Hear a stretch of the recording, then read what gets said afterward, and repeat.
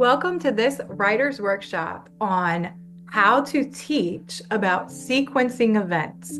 So in every writer's workshop on this playlist here, this is not only for teachers to get ideas for how to teach different concepts in writing and reading combined, but also for homeschool parents or parents who are just looking for strategies. If this is you and you just want to be able to help with homework a little bit more or get some ideas in your toolbox, that's what this playlist is going to be all about. I'm Justine Gonzalez. I used to be an elementary school teacher and principal. I have also worked in high schools and been a superintendent. And I've now had my consulting firm, educatoraid.com, which you can check out below, for about 8 years, where I primarily work with K-12 school districts. I loved being a reading and writing teacher specifically. I've also done a lot with science education and tech education through the years. These are passion areas. So be sure to hit subscribe on this channel because I also share a lot of tech tips that make things simpler and more streamlined. And even if you are just a parent of one, maybe you're a teacher and you find yourself searching YouTube for ideas on writing lessons, this could even be fast forwarded and you can use the modeling lesson. So in these writers workshop videos or reading workshop videos, we'll title whatever it is, we will offer resources as well as a modeling of an actual lesson. So if you say, well, I'm not really into teaching, then just start this at a certain play point when I get into the lesson modeling. And we will try to keep most of these workshop videos less than 12 minutes because your time is valuable and you don't need to be an expert. Even if you're a parent and you say, well, I myself struggle with reading or writing, that is okay. My job is to hopefully make these concepts even simpler to teach and reinforce with your young learner. So the exciting thing is, and on my personal channel here, because I often am talking about K-12 education or even my own hobbies and passions, this is the channel you'd be looking at for my personal. I'm at Justine Gonzalez. Many of my students called me Miss G, but right here, you can just call me Justine, and I'm your guide on the side. You, the learner, you are the one on stage. And if you are an educator or a homeschool parent who teaches and educates their child in that capacity, you are also a guide on the side for your little learner. So I just showed you this personal channel. We will also link the Educator Aid links below, but I'm super excited. We do have an Amazon and TikTok storefront called Viva Smart, where you can find a lot of our stickers and stuff like you're seeing on the screen. But also in 2025, we are releasing, how do I get back? I'm not trying to annotate. I'm trying to go back. There we go. In 2025, I will be releasing our writer's notebook. So what is a writer's notebook? If you're not familiar with writing workshop, a writer's notebook is simply, typically my students for science notebooks and writing notebooks, they would have composition books. So good old composition black and white notebooks. You can choose whatever you want. And even if you want your learners to have separate notebooks, the idea of this is not only does this have 40 core lessons that can cover standards across grades 1 through 5, so these lessons can be adapted. This also has places and spaces for brainstorming, mind maps, lined pages, etc. So the idea is that your young learner gets everything all in one. I also love collage art and collaging, so this brought me a lot of joy to really land on a design for the cover that gets us excited about doing what reading and writing does, which is it takes us and helps us create worlds that maybe we could never have access to. I know as a young learner, reading and writing were my escape. And I loved carrying around little steno notebooks or whatever little notebooks my mom had around the house or could give me. And just whether I was pretending to be a detective or a journalist, this is when this can be such a sacred space for your learner, regardless of the level by which they're writing. especially if you're engaging in a skill like retelling, and you say, I noticed you wrote this sentence. You're trying to put the sentence together. Can you read me what you're trying to say? This is where you get really rich learning just by asking a simple question like that of your learner. Well, say more about that. What were you trying to say? So you'll notice sometimes I do modeling like this because I want you to be able to have access to these really powerful tools. Even if you never purchase the actual notebook, you can do all of these lessons in a composition notebook. And I'll get more into modeling with the notebook as soon as it releases so you can really see how it looks as well. But let's go over to our lesson today, and that is on how do I use sequencing as a writer. And the thing that I always found really, really fun about teaching the skill of sequencing were the idea that we can move time, right? So we can travel and move our time. Ooh, I'm on the wrong screen, you all. Let me find the actual lesson. But we can move time when we write. So if I want a year to have passed in a piece or an essay I'm writing as a student, I can have 1 year pass. Just like an entire book or story, it might only span like the course of a week for a chapter book, right? So let me get to my presentation. But that was always something that it seemed to really excite students, especially when you have a hook where you say something like, can you imagine traveling in time? That's what we're going to do as writers today. So often how we are trying to teach things, it's not even so much about the technical content at all. It's not even so much about the standard. That's important because we need to unpack a state standard or a Common Core standard, whatever you're utilizing as your guidance, to understand that's the standard. What are all the skills that need to be taught in order to master that standard? Often we skip that part and we go, well, this is so important. They have to know capitalization. Why is that so important? And how will that really contribute to their overall confidence in grades 1 through 5? So we're looking at the age range from about the age of 7 to the age of 12. We're looking at those core developmental years where, as I'm learning to become a reader, how am I applying that in the different written word, as well as spoken word, and as well as listening? So English language arts comprised of literacy, writing, reading, speaking, listening, etc. So those skills all lend themselves to being this big bucket of ELA, English language arts. And specifically, this lesson we're about to look at is all about sequencing and that power we have as authors and writers to actually dictate the order of a story and what's happening. So lesson 5 in the 40 essential lessons is about sequencing events, which you can see here on my screen. And let me pop this out actually just a little bit more. There we go. Then you just see this one screen and we can really zone in. Ooh, let me reshare. Okay, there it is. Okay, perfect.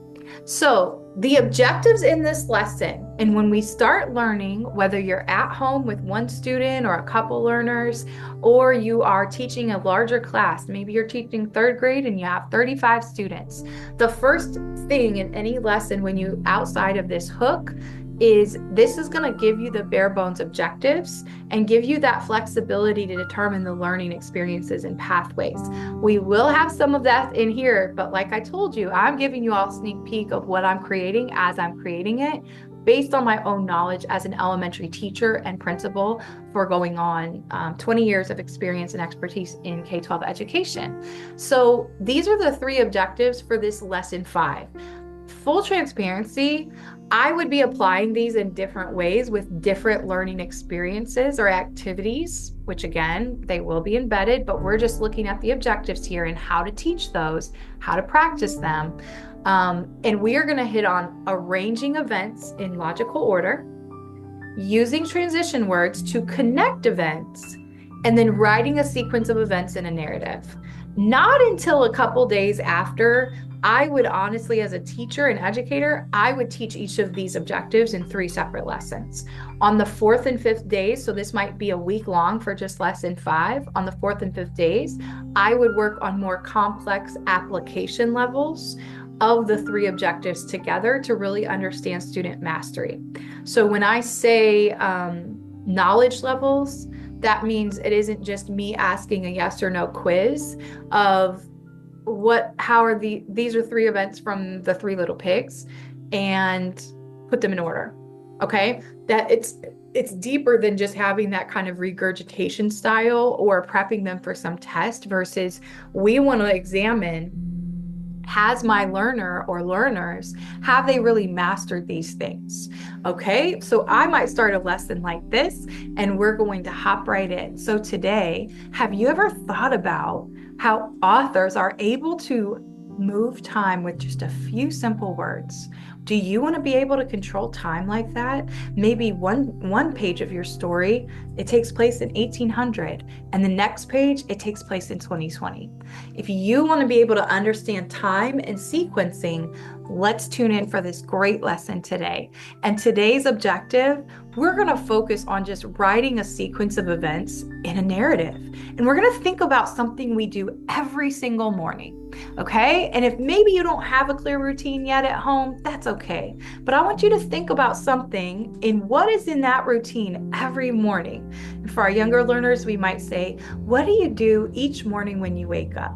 Let's think of 2 things you do each morning when you wake up. If I'm working with 5th grade, this might look like, I want you to think about your routine once you arrive at school and what happens in that first hour. So that we've bumped up that complexity, but the way how we're connecting with this specific objective, I've zoned in on just this one for a little modeling here. I want to hook you to think about your own life. What that does is it makes the learning stickier. Number 1, you've already made it relatable. You've also given me choice. You didn't tell me I had to choose just my teeth brushing routine.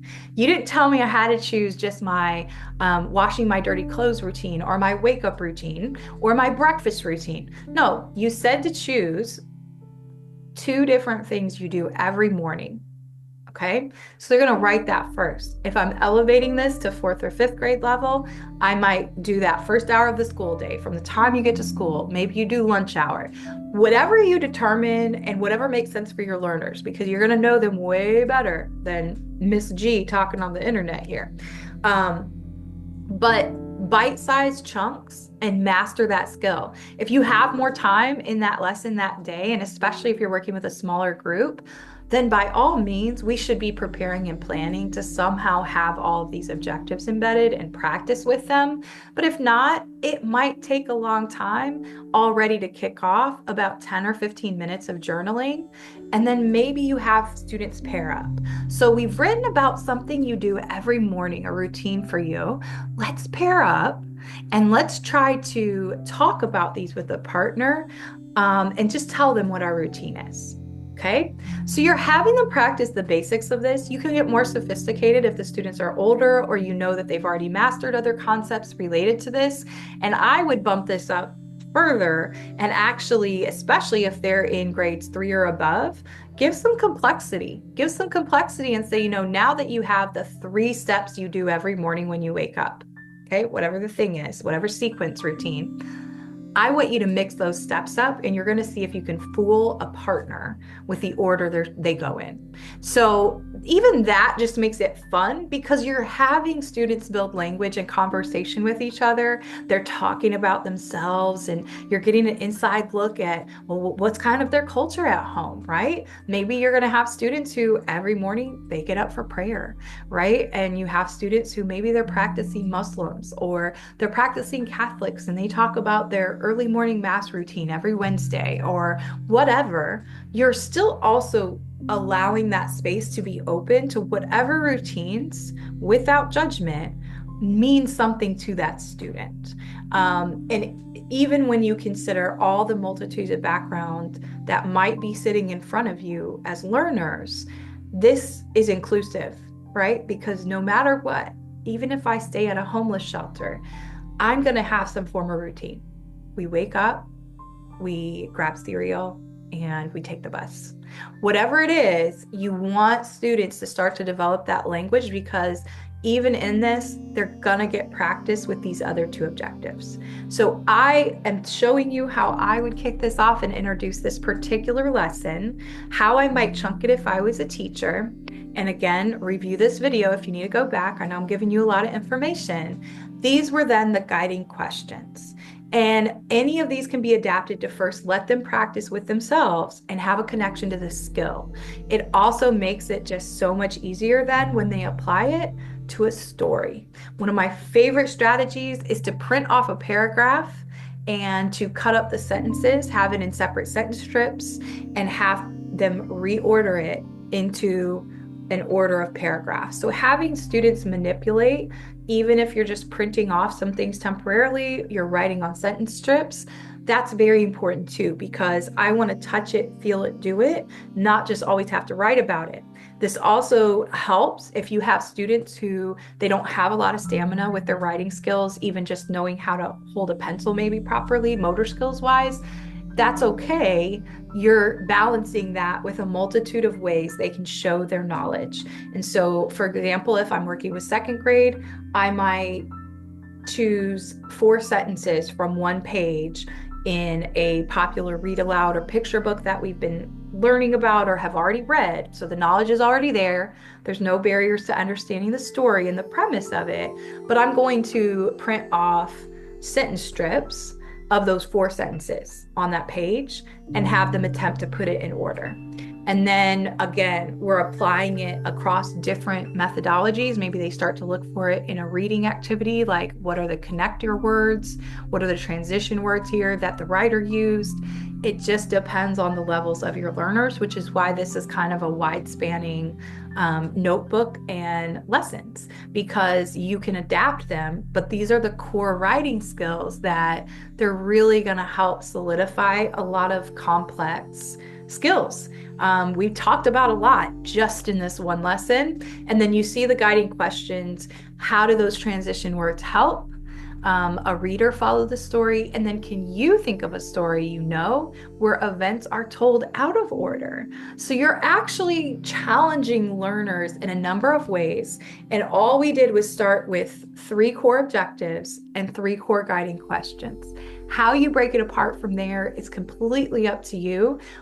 Just giving you some ideas to get started, and know that when the writer's notebook is available, I will be there will be some other learning experiences, activities. I just want to give you all a taste and give you one of the first writer's workshop lessons. There are many more to follow. Please comment below, please, please, please, because I don't have a specific order of the lessons, but if you have certain areas that you go, I cannot figure out how to teach my child this writing concept, or they're really struggling with this, or this concept or objective is really exhausting them. Maybe as a teacher, you're finding the same thing, because students are living in a very different world than even just 10 years ago.